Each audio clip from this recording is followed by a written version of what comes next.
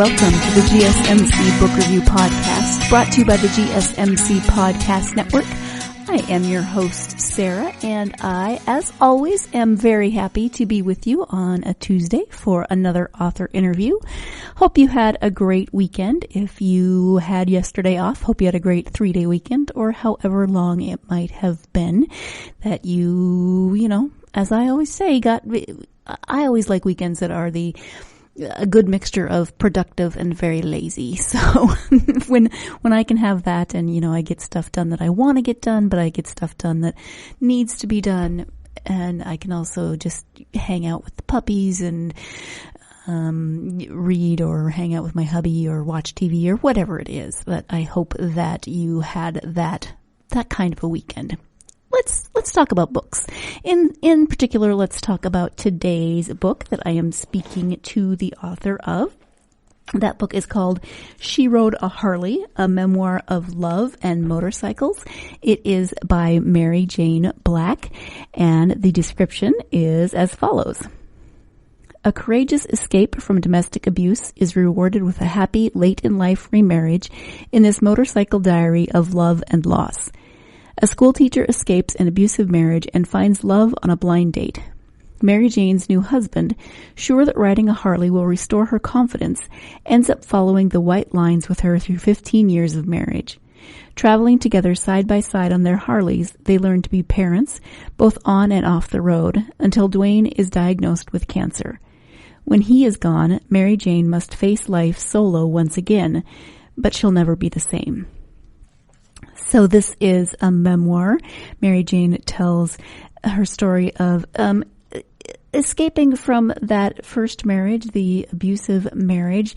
And that's just really the beginning. I mean, we hear that story at the very beginning, but everything starts when she meets Dwayne on this blind date, and then we read the story of their relationship, of their instant connection, and then their life together, their 15 years of marriage, their raising of their daughters. They each have a daughter that they work at step parenting and parenting together.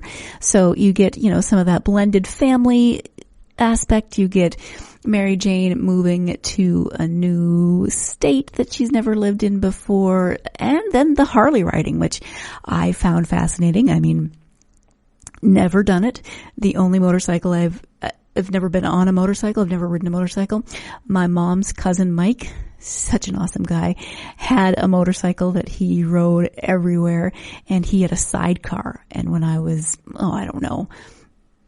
7 or 8, I got to ride in the sidecar, and I got to wear his wife's leather jacket, and she was like 6 feet tall. So me wearing this leather jacket was pretty hilarious. So that's as close as I've been to riding on a motorcycle, was riding in the sidecar, and that was pretty cool, especially since I thought Mike was one of the coolest people in the entire world. So, that's my only, not Harley, my only motorcycle memory, really. So I'm fascinated by Mary Jane's story, and let's go ahead and let her talk more about that story. Here is my interview with Mary Jane Black, author of She Rode a Harley, a Memoir of Love and Motorcycles. Hi, Mary Jane. Welcome to the podcast. Thank you for inviting me. Thank you for being here. I am very excited to talk about your debut novel. It's called She Rode a Harley, a Memoir of Love and Motorcycles. Before we get to the book, though, if you could share just a little bit about yourself so my listeners can get to know you a bit, that would be great. Okay, well, the first 42 years of my life, I lived what I think was an ordinary existence, which probably tells you a lot about me, because 23 of those years were spent with an emotionally abusive husband. But I was a wife and a mother of 2 children, living what I thought was the life I was going to live for the rest of my life, until I made the decision to escape in the middle of the day in a U-Haul. And because of that, I met the love of my life and learned to ride Harleys. And I love both the man and the Harley as we moved into my new future. Yeah, and even though the escaping part of your story is pretty brief at the beginning, I mean it kind of leads you into the rest of the memoir. I still had this and I knew that you from reading the blurb, I knew that you did get out of that marriage, but I still had this major anxiety reading those couple of chapters. Oh, well, thank you for that. And actually, friends who know me say they felt anxiety, and I thought, you knew I survived. Right. But I'm Right. glad I communicated, because truthfully, in that moment, I did know that I might not survive if he had come home. I mean, I did fear for my life, and it's why I decided to leave. Yes, absolutely. So let's talk about the memoir, which happens after the kind of after that part of your life. Can you give us a brief overview of the book? Well, the book is what happens when you do decide to, take another path and decide to get out of a situation. And certainly was not ready and didn't really believe in love at first sight. But I did meet Dwayne on a blind date at Chili's on May 20th. And it is sort of the story of both of our 15-year marriage and his diagnosis of pancreatic cancer. It is also kind of a story of what happens when you allow yourself to love again and never give up hope. And certainly Dwayne believed that if he could put me on a large Harley, then it would rebuild my confidence and give me my voice. And he was certainly true in that case, yes. Mm-hmm. Yeah,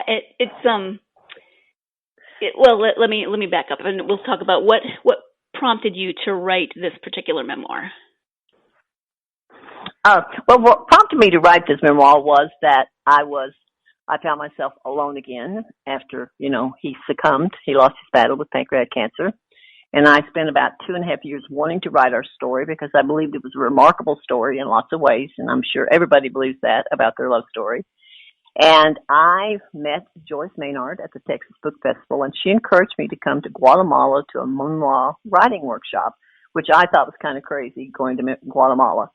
But indeed, when I got to Guatemala, Joyce encouraged me to write, instead of trying to write about the cancer and the grief and the pain, that I should write the happiest story I knew about our time together. And that was when we rebuilt a 1980 shovelhead Harley when we were first married. And so when I read that essay the next day, I was crying. We all loved Dwayne. We drank a toast, and I knew that the story had to start there. And so I began writing in January 2014.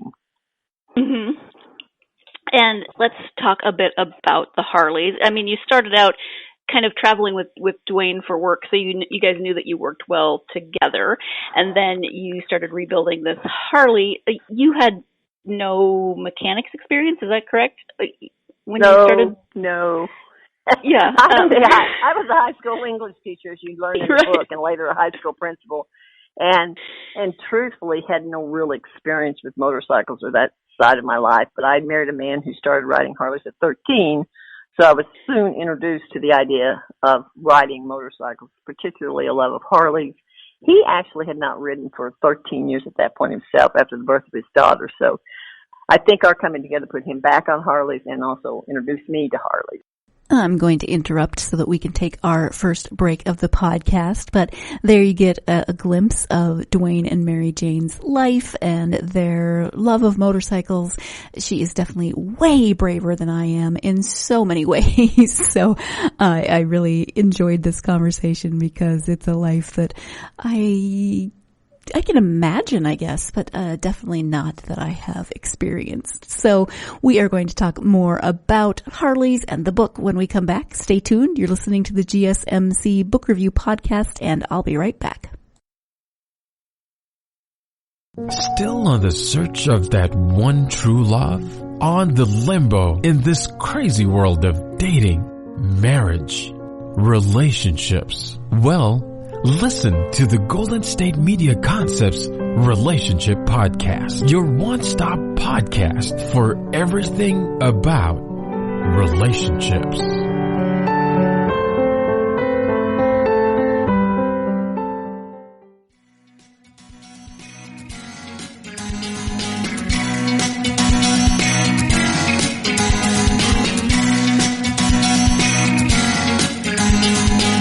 Welcome back to the GSMC Book Review Podcast. Today I'm speaking with author Mary Jane Black about her memoir, She Rode a Harley.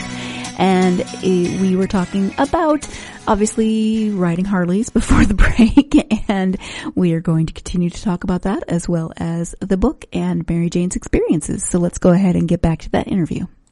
So you start out rebuilding the Shovelhead together, and then you start riding with Dwayne on his Harley, but then you learn to ride on your own. Was that something that you were excited to do, or was it your idea? Was it kind of Dwayne's idea? How did you end up on your own Harley? Well, it was sort of my idea in many ways. We moved to Northern California from Texas in '99, and certainly there's a story there that I tell in the book. But when I got there, he always worked at Harley shops. And Harley shops are closed Sunday and Monday. So I had Saturdays on my own. And at one point was just really cranky that I couldn't take a Harley ride on Saturday because he had to work. And I thought, I'll just see if I can ride my own. So I took a motorcycle class at Gilroy Community College and got on it and just loved every piece of it. It was a little nerve-wracking and exciting because for some reason my biggest fear was shifting a motorcycle, which turned out not to be a problem at all. But I thought it was going to be like a manual car, and it really wasn't. But there were a couple times in class where the instructor would say shift up, shift down. I'd say, nope, I'm just fine in first gear. And so, but managed I'm just picturing you riding around in first gear forever. Yeah, well, it certainly drove Bill, the instructor, a little bit crazy, but then eventually I realized that especially a Harley has a heel and toe shifter, and so when I graduated to that, which means you just step down with your heel to shift up. So it became a much easier process, and it became automatic, of course. I no longer thought about it, but there were some fears and nervousness, and Dwayne had always said that, there are two kinds of people in the world, the ones who get on two wheels and go, woo, never again, and those who get on and go, woo, yeah, let's do that again. And I belong certainly to the latter group. But I knew I could go back behind him if I'd been the first type. And first off, you ride a regular size Harley in the book. You don't ride what they consider to be girl Harleys, I guess. I don't remember what kind those are. Those are Sportsters. That's right. Yeah. But you ride a full-size Harley. Is that correct? A full-size Harley? Or I don't know the terminology. I apologize. Yes. No, that's no problem. Yes, I rode what they like to call baggers, but those are just the big ones with the hard saddlebags and the fairings or that windshield on the front. That's the difference. Oh, okay. And how do you think that the Harley riding kind of it changed you or affected how you look at life? Well, it certainly taught me some lessons about myself that I certainly had lost faith in during my first marriage. I really came to believe that I could do anything. In fact, my daughter said at one point that if her mom could ride a Harley, she could do anything. So it certainly was that feeling. There's a feeling of independence and freedom. I made lots of female biker friends, and there is a strong sisterhood, certainly in that.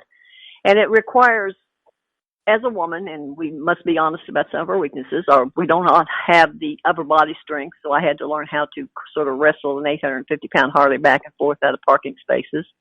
But that sort of overcoming physical challenges, in any sport especially, teaches you that you can do things that you don't think are possible. And that certainly carries over, even though I don't ride a Harley anymore right now, that I have more of a sense of self-confidence and feeling that I can do it, and I'm physically stronger than I think I am at times.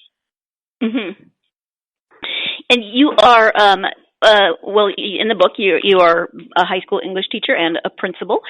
Do you get strange or surprised looks when, people we tend to kind of pigeonhole others when we meet them? Do people act surprised when they find out that, yes, you're an English teacher, but you also rode Harleys? Certainly at that time, yes, there were some, although it was always kind of funny that when my students would see me out, they would recognize me even in black leather. And I love that they always bring their parents or whoever was with them, their friends, because that was quite the sort of rewarding experience to get to introduce them to their bike or the teacher or the principal. And certainly when I was a principal at Merced, my AP also rode a Harley. So we rode to school together, and that was always fun for everyone. Oh, nice. The memoir focuses on your life with Dwayne and the motorcycles.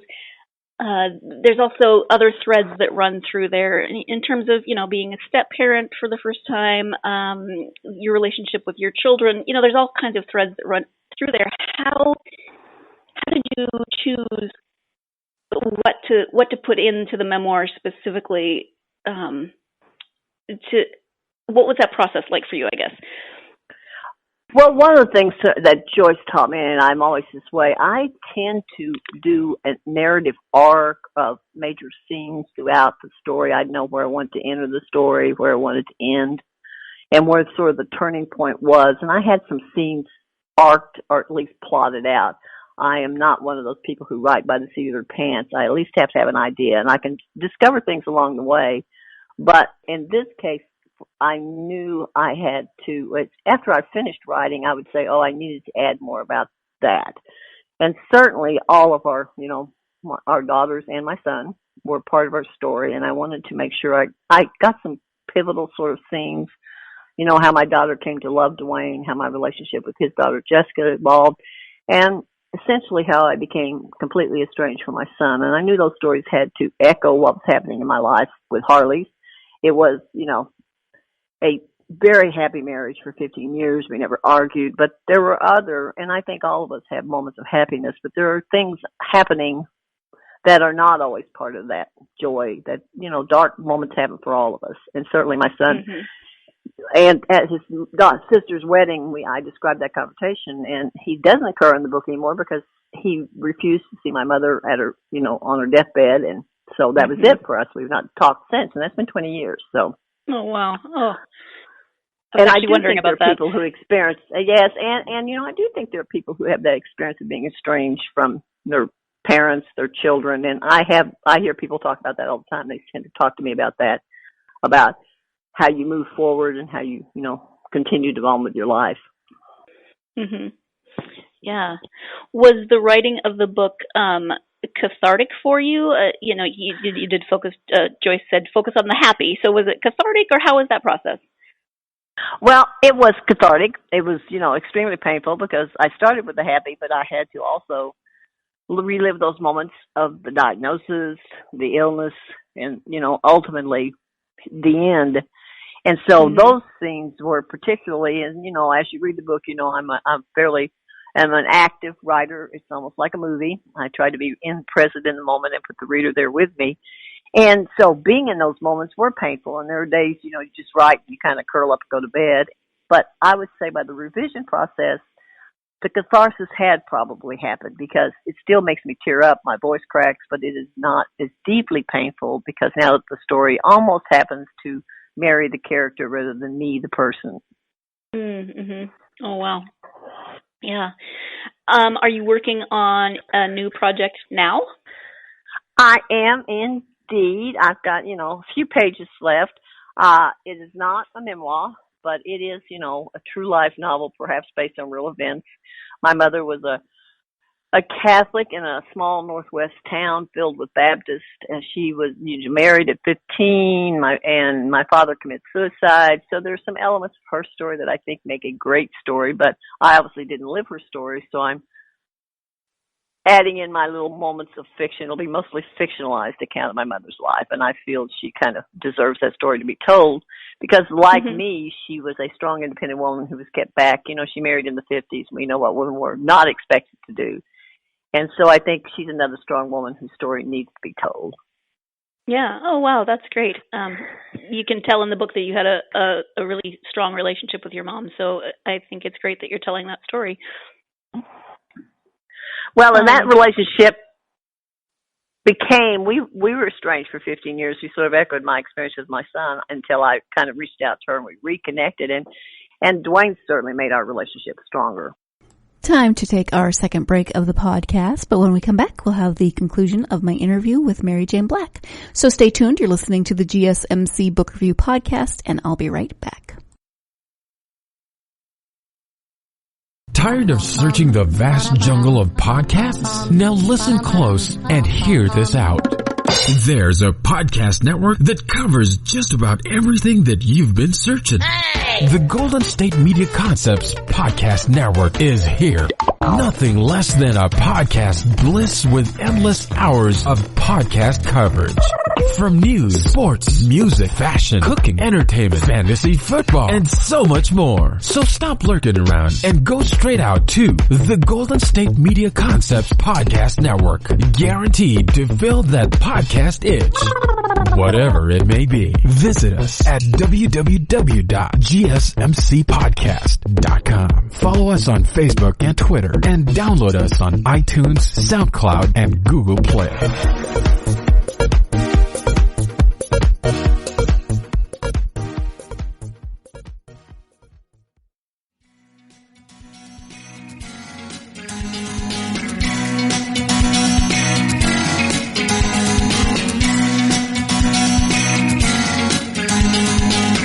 Welcome back to the GSMC Book Review Podcast. I am speaking today with Mary Jane Black about her memoir. She wrote a Harley, and we are about to see how truly terrible my memory is. But thankfully, Mary Jane was very gracious at my memory loss. So let's get back to that interview. Are you still an English teacher? I'm trying to remember your bio, what you're doing now. I am not. I am a literacy specialist for the state of Texas. So, and what I tend to work with teachers and principals and school districts on basically what I did as a teacher and a principal on reading and writing and literacy skills for students, on how they, build those in students. I don't work with kids anymore. I work with teachers and principals. Okay. So, as a teacher, as a principal, as a literacy specialist, I'm sure that you've written in a lot of different capacities. You talked a little bit about your experience with Joyce Maynard.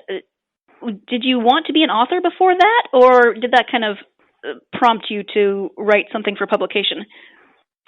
Well, actually, I have wanted to be a writer my whole life, and it's interesting when we talk about my relationship with my mother. She was my first writing teacher, and I suspect, and I probably will have to cover this somehow in a story that includes hers, is that I think she wanted to be a writer, because I remember when I was about 8, she would buy us big chief tablets, and we would write stories for each other and read them out loud to each other. And so it's certainly at that age I thought I was going to be one. Then, I married relatively young for lots of reasons, and became a teacher of writing rather than a writer. This was kind of a return to an old dream, actually. Mm-hmm. Thank you. Do you have then advice for aspiring authors? Well, yes, and someone said this sounds very teachery of me, so I apologize up front. But truthfully, I think we forget that writing is a craft, it's a discipline, and yes, there's some art involved in it. But there's also a lot of hard work, and you have to sort of think about, Vern Klinkenbeard writes a book about writers need to remember that the heart of their craft is the sentence. And you are making sentences. You need to think about what is the strongest sentence, and really at that level. And so I say, take some courses, join a writer's club so that you have people to read to and set you deadlines. You need to sort of immerse yourself in the language. And certainly if you want to be published, you should probably attend some writers' conferences, practicing the pitch and sort of making those network connections that you need to make. So it's not necessarily just isolating yourself in an attic somewhere and writing the great American novel. You really do have to have other people involved in it, and you need to, concentrate on how to write the best craft you can possibly write. Mm-hmm. This is just a little off topic, but Dwayne was always very supportive of you and of your decisions in your marriage. What do you think he would think of the book? I'm sure he'd be supportive, but what would he say, do you think? I think he always knew that was sort of a hidden dream. He certainly learned, one of the things we learned is that we had to enjoy others' passions, not just we shared the Harley, but, he was a drag racer and those kind of things, and I learned to love those. And he certainly learned to go to bookstores with me because every trip had to include a bookstore. And even though he wasn't a big reader, he certainly knew that I wanted to write, and he would be so happy that I finally did this. And I think he would be glad that I told our story because we both thought it was pretty remarkable. Yeah. When you take the time to read for yourself, do you have favorite authors or genres? Well, I must confess I do read the great new novels coming out, but my true sort of relaxation is mystery and suspense. So I'm sort of into the Scandinavian noir, and I read some things like Craig Johnson to get me in touch with the Western sort of mysteries. But certainly, mystery and suspense this is what I relax with on a rainy day and a cup of coffee. Nice. You have a website, I know, so can you tell people where they can find you on the internet as well as social media? Absolutely. I'm MaryJaneBlack.com, and there's a contact form there if you want to, sign up for my newsletter, you want to get in touch with me, I'll be happy to email you back. If you'd like me to talk to your book club or make a visit to your area, just contact and let me know. And I'm on Facebook at Mary Jane Black Author. And so you can certainly get in touch with me there. All right. Thank you. I was actually laughing when I looked your website up because I just typed in Mary Jane Black and it kept trying to give me shoes. Well, I do love shoes. And that is why it is Mary Jane Black, because there's a famous Irish singer who's named Mary Black that lots of people, when they just do the Mary Black, they get her. And I'm like, nope, I'm not an Irish folk singer in my spare time. So that's not me. Right. Although, hey, maybe that's a side. No, I don't know. Probably not. Certainly, Dwayne introduced me to lots of different types of music, but I'm not much of a singer. What have we not talked about or covered that you would like for people to know about this book or writing in general? Well, I think we covered everything. I always like to make sure by the end that I say that one thing I want people to learn from my story is that grief is not something you get over in a year or two. Mm-hmm. So if you've lost someone, you really need to, know that it's a part of you, that it's not something to be ashamed of, and that you just, reach out and find people who share your journey with you. Don't do it alone. Like writing, you need other people. Yeah, absolutely. Our culture tends to, put timelines on grief, and everyone's experience is different. Absolutely. I know at one point I had a counselor who assured me that after the first year it would be better because I wouldn't have last year at this time. And I thought, nope, the second year was probably worse because I realized it was really permanent. So I think we all have to grieve in our own way. Absolutely, yeah. Mary Jane, thank you so much for taking the time to talk to me. I very much enjoyed the book and reading yours and Dwayne's story. So thank you so much for joining me. And thank you for having me. And I was delighted to talk about the book and my memories. Thank you once again to Mary Jane for joining me to talk about her memoir. She wrote a Harley, a memoir of love and motorcycles.